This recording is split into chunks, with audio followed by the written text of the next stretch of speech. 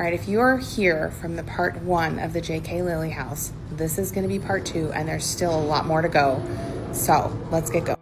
I also wanted to take a look at this chandelier. It is from the 1930s, and look at the details in that. It's so pretty. No, the light bulbs are not original, obviously, but they're spooky for the harvest nights. All right, and then the floor.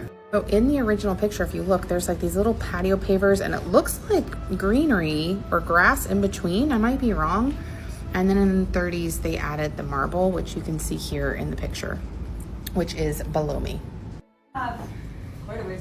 Yeah, I was gonna say, we have a lot. I was gonna say, there's a ledge here, so just watch your step. So we're gonna go behind the scenes to all the other parts of the house, which are really cool. Oh, this is the dining room? Dining room. Oh my God. Okay, we're gonna zoom in on that crown molding because look at that. That's gotta be what, like 2 feet tall? Like just that section alone is 2 feet, if that gives you any kind of scale for how big this room is. So originally this room was mahogany walls, and then the Lillys decided like, nope, not feeling the mahogany, and they actually put canvas over top and then painted it this lighter color. So I don't know, this probably was gorgeous as just all like a dark mahogany color. Here is a close-up of the centerpiece because there is so much detail in this guy. Also, little fun fact, they do have a collection of the plates and forks and things that were used by the Lilly family, but they do not put those out anymore because there were sticky fingers and people were taking some of the silverware and stuff. So, but they do have that in collection in the back. And I'm gonna tell you a little fun story. Apparently at one point they had a little crow that was displayed out, and somebody took it and started using their social media to go on adventures with the crow. And Newfields had to message them and say, can you bring the crow back, please? So yeah.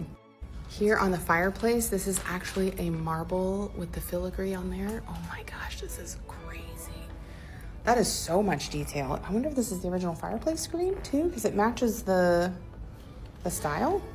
Just so you know, there is a binder in every single room that actually shows what each piece in each room has, and it has the dates of everything. It even talks about where the artwork came from and the layout. So while you're here, if you come to tour during the day, or even when you're here later, if there's time, all the little books are down on the bottom of these displays with all the information. Okay, this is probably the butler's pantry is what I'm guessing, that connects to the kitchen, and this is so fun. I think last year they made it a laboratory. It was like green, absinthe looking, but I'm guessing this is probably the collection. But this is so pretty. Wait, we're going backwards. But yeah, that cabinet is like the only thing we don't have a key to. Oh my God, so you guys, it's just been sitting like that for forever and ever, and nobody will ever be able to. Yeah. That's awesome. I mean, kind of, that's kind of cool. Yeah. And this is the actual kitchen, which I'm gonna kind of show you. They still have all of this is in like mint condition. This is crazy. Okay, usually you see them somewhat not okay, but this is crazy. So this is actually the intercom that they used to summon staff based on where all the rooms were. And here is your little telephone here. That is so cool. And then I'm gonna try not to go through here too much, but if you take away all the decor, this is the actual kitchen. The color is kind of like a sagey, bluey kind of color, almost like a seafoam green. So this table is not original to the house, but they do have it in here as just part of their display because it makes sense for this space. And then behind me, there's kind of more storage here. So this door actually at one point went out to a patio from the kitchen area. This is sealed off. They don't use it anymore. But this is kind of like a little nook area that went out to a patio. And then this door here just opens up to like a break room for them. It looks like more like a little storage area.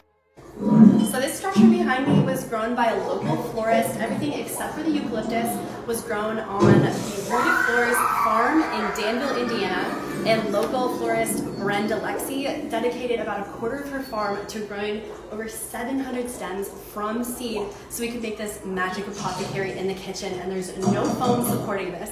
So she really did some magic here to get this to stay up like this. That is incredible. I can't grow anything but cactus. So this is insane 700 stems. And then no foam holding this up whatsoever. All from seed, locally grown. That is so cool. And it smells, you guys know I'm heckin' allergic to eucalyptus, but I surprisingly am not sneezing. So it actually does smell quite lovely in here. So from the kitchen, if you turn to the right, you have, oh my God, is that Justice tile in here? Oh, they have Justice tile in here. So Justice tile, for those of you that don't know, I already am going to tell you, it's a glass tile that they used to make. It is very thick. They do not make it anymore. If you break it, you're done because they don't make it anymore. But there are some people on eBay who sell, when they redo their houses, they will sell the pieces. A lot of people just don't bother because if it gets a chip in it, then you got to take the whole thing down because usually once you break one, because it's glass, it just continues on. So it's really cool that this is in mint condition, like perfection. Oh, I'm glowing under the black light. I appreciate that. This is the service sink, and this is also might be my favorite because look how cute this little fairy garden, little mushroom farm is. And then you've got your, so you've got your sink here, and then over here is an actual elevator, service elevator, which we're not going to use, but oh, it's operational. Oh, that's really cool. What's the flooring in there? And then do you just pull that one to the left. Oh. Yeah. Look at all the little buttons and stuff. Oh, this is cool. So during harvest nights, if you have ADA needs, this is accessible to go to the bottom floor, this floor, and then the second floor. So just know if you are wanting to come to harvest nights and you have any accessibility needs, there's actually a space for you. Intentionally. So the house power itself is basically a control panel that you have to go through blueprints room by room, and you can lower the levels of the house. So this chandelier is currently at 45%, which gives it just like a teeny tiny flicker, a little bit of a pulse, that I think really speaks to like the spooky, not scariness of harvest nights that we always try to accomplish. I love that. There's another binder. We're gonna look at the chandelier. We're missing chandelier information, but we do have confirmation that it is a pain in the butt to clean. So these really cool sconces were made in 1875. They were installed here. We're not sure. Do we know? No, we don't know. But this was installed by JK Lilly family at some point. I wish you could see. There we go. That's so cool.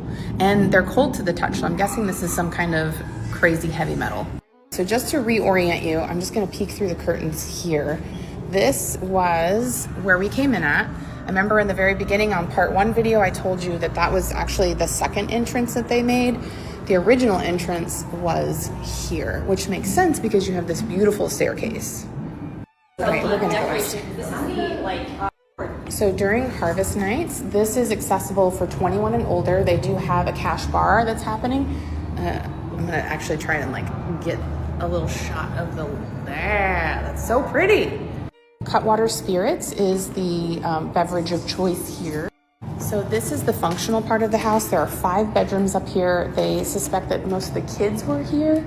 Again, look at the herringbone oak floors, which is a pattern that has got to be crazy to lay down. All right, so down below, we were already here. We went through the music room, the game room, the great hall, all of those things. But then when you come upstairs, this is the staircase here. We're standing here. This is the living room, which is there. Then you have the 2 kids' bedrooms and a little play area in between, a guest bedroom. This was JK's bedroom, and the wife was here. This is all closet space and just kind of like storage. And then on this side, you had your servants' quarters. So this is the living room here, which is very pretty. And then you've got another fireplace. There are close to 10 fireplaces and 3 chimneys, which is probably the most amount of fireplaces I've ever done a house tour with. But look at this. That is so pretty. This plaster is in mint condition. And then you have this kind of storage area here. And I'm guessing this goes off into the bedrooms. So right now, these are just panels that they put into the windows, but during any normal time or during winter lights, they actually have these panels open so you can see out onto the grass where they have a light show. And honestly, I bet you it's one hell of a view. Hi. All right, so stay tuned for part 3. I told you this was gonna be a huge series, so follow me to part 3.